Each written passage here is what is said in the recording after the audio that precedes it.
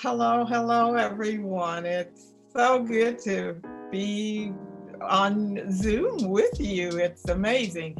I'm Leslie Carter Houston. Um, Grew up in Louisiana and migrated to Portland, Oregon in 1965 as a new bride. and Portland was home for the next 4 years for my family and me. And then I migrated back to Louisiana, where I've been, believe it or not, for the last 23 years. So I'm putting on some years, but that's who I am. Went to school at Grambling College at the time. Had the opportunity to pledge, but I was fixated on I was in college. I knew on a shoestring. And so things of Delta was not something that I knew I had to do. And so I let it go by. And what do I know? But I knew each pledge period, that was who I wanted, if I was going to pledge, that's who I was going to be a Delta. But I went to Portland, like I said, in 1965. And in 1967, I think I had first baby, 66, 67, I think I was invited by someone to pledge, but I think I let it go by. That year in 1968, I pledged. And I pledged into Beta Psi, the wonderful, wonderful Beta Psi. Just an intimate, small, loving group of women who took me in, and the rest is history.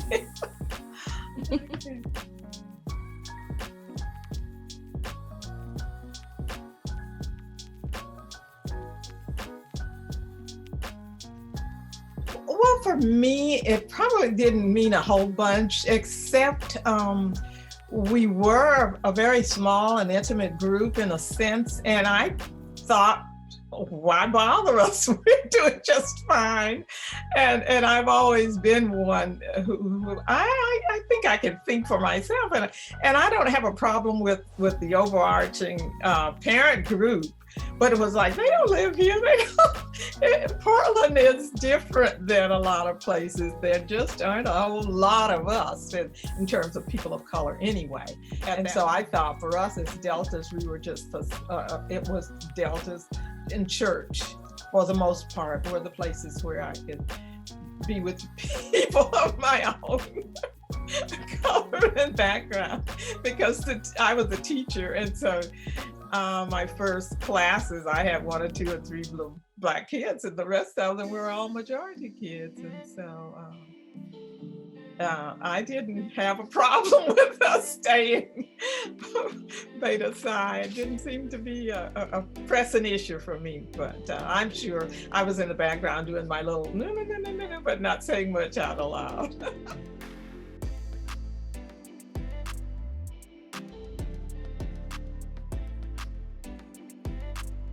I really couldn't specify anything at all. We were pretty close to Alpha Omicron, and we would, up and down and whatever they were doing.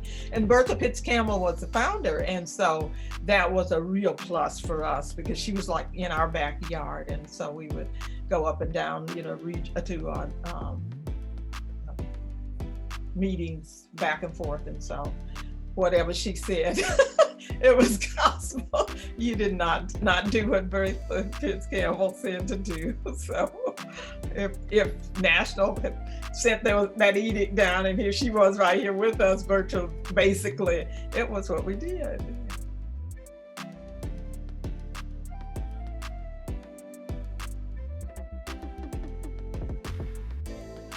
Absolutely. We were close enough to really, and I guess many of the members are the members who were Deltas when I became Deltas. They were familiar with the people in Seattle. And so it was a very good and close sisterhood that those two chapters had, because we were the only two, I guess, that far west for the most part, kind of in an outpost.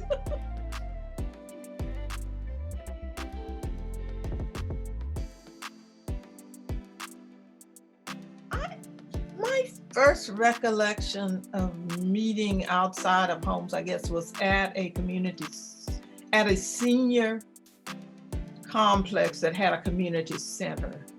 And I think that was the meeting place for a minute. I don't know I can't recall how long it was, but that was unique.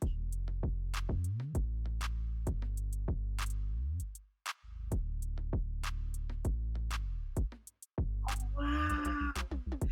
Wow. It's like, I mean, and I don't want to be emotional about it, but I think of my own age and think, where did the time go? Where did it go?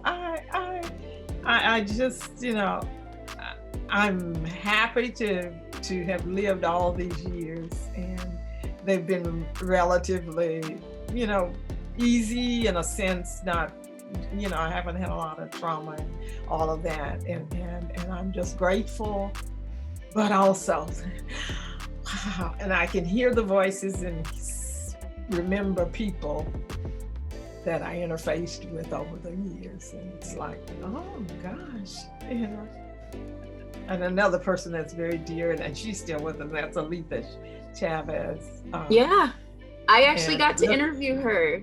Yeah, well, I look forward every Christmas to her Christmas card and her daughter Maureen and her family. But it's memories such as those that are just really precious.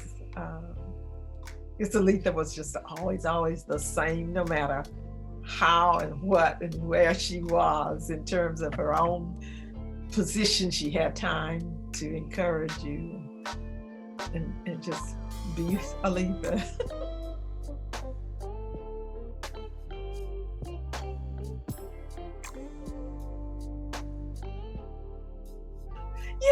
There was a group, we call them the Mothers and Patrons of Delta. And I went to the Pacific Northwest with my husband. He was there, he was in military, so that's how he ended up in Portland. And so I joined him. So we didn't know anyone. I knew one other person who was from Shreveport there, and didn't know anyone else. And so once I became a Delta, then there was this group. They were mothers of Deltas or other people. We called them patrons. And there was one lady, her name was Mrs. Boyd, Gladys Boyd, and she became my patron. And so we adopted her unofficially in our family as our grandma. And so and they would have an annual waffle breakfast. The best waffles, and they made them homemade in the kitchen at Mount Olivet. Church Mount Olivet was on Schuyler Street. Yeah. And we would have, that was just, it was a big event. It was that annual waffle breakfast. And we would eat our fill of good homemade waffles. And those women who loved us dearly because we were there. In other words, those who didn't have to, we were their surrogate daughters, I guess. I know Mrs. Boyd became very special to our family, and so she was always, at our house with birthdays and Christmas and Thanksgiving and all that. But she had one son, and he was off someplace else. But so that was also another special meaning for Delta and me, because she wasn't Delta, but she was my patron who supported me, as my patron, and so that made that group even more, and we loved them. And we have a book, one of the last books we made with a picture of all of them in it, and it's just real special.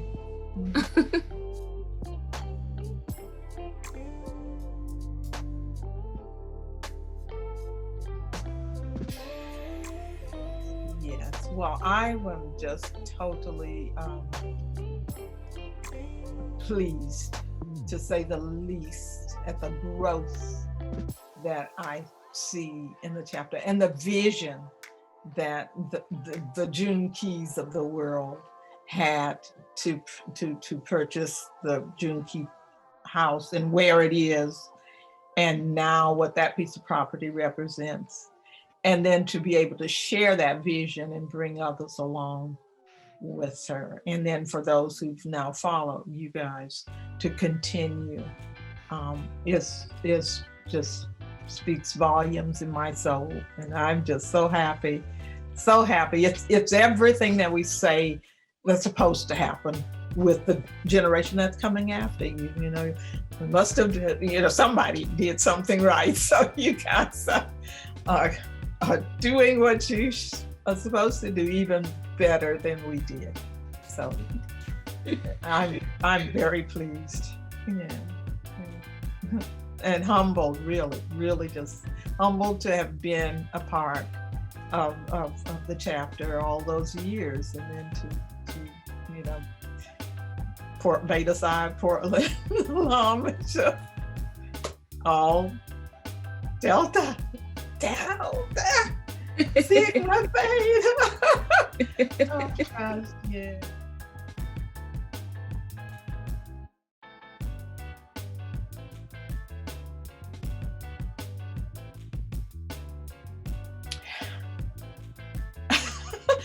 Back in the dark days, I call them the what do we call it, in the dark ages, when all of the hazing, and that was one of the reasons I'm sure I would not have made it as an undergrad, because I don't do well with not being kind to people. And that was the one thing that I was so happy when I, joined a group of adults who didn't have the childish behavior. And I would encourage every chapter to always live at the height, at the peak, instead of the degrading and so much of the selectivity based upon frivolous personal things, but get to know people and find the quality in them and bring that, because after all, you're representing women who are the Deltas are not just anybody. They're top caliber women. And so you want to make sure that you are expecting that from every and anybody who comes, and you hold them to that standard. But they can measure up. If they want to be a Delta, these are the standards that they're going to measure up to. But for real standards, not the frivolous kind that just because you're somebody's friend or even a family member, but you must hold and have the ideals as for what the sorority stands for. That's who you are.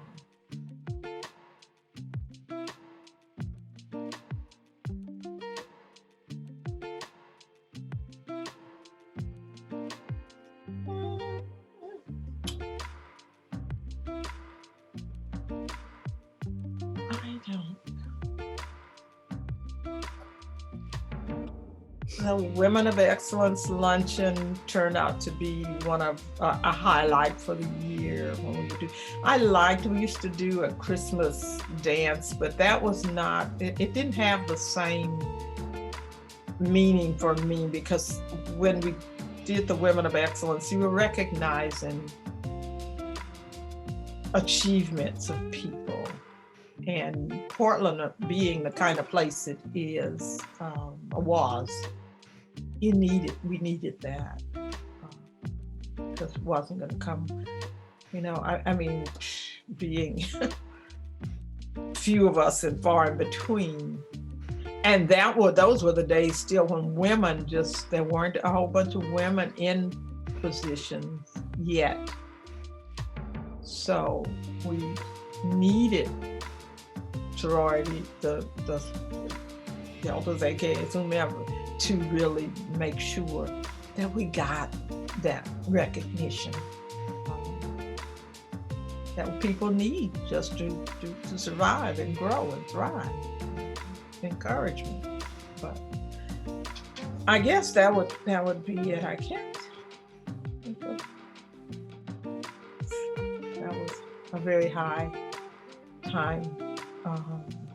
And then I don't know if you knew Chris Poole Jones. She's no longer with us, but when June passed, she was so instrumental in keeping that dream alive and seeing it to fruition.